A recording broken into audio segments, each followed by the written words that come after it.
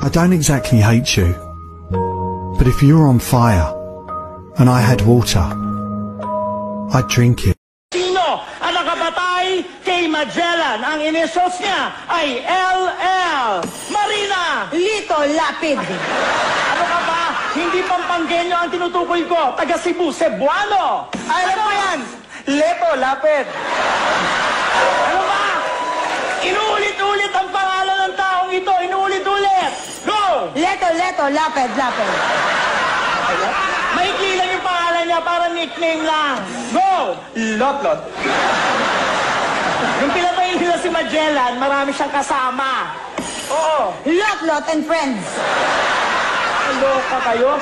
The correct answer is Lapu-Lapu. Ah, Lapu-Lapu and friends. Wala kang friends. Alam mo sa mga ugali mo? Roses are red, violets are blue. If God made me beautiful, what happened to you? Roses are red, violets are blue. If your parents says you're beautiful, they're lying to you.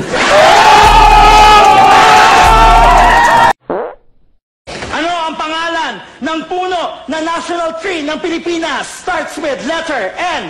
Ray. Niyog. Hindi. Matigas to. Matigas. Niyug. Hindi siya namumunga. Niyog na baog.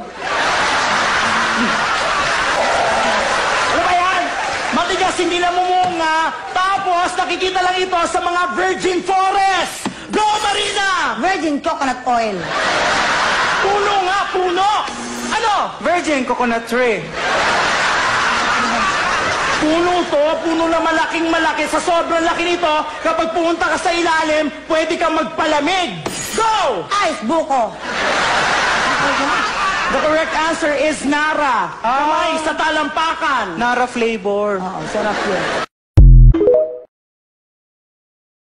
Grammar kung ang adjective ay pag-uri, ano naman ang verb? Ako medyo mahirap to.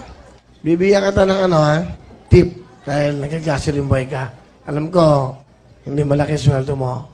Yung unang letra, P. Susunod A. Susunod N. Susunod D. 5 seconds, go! Pandesal.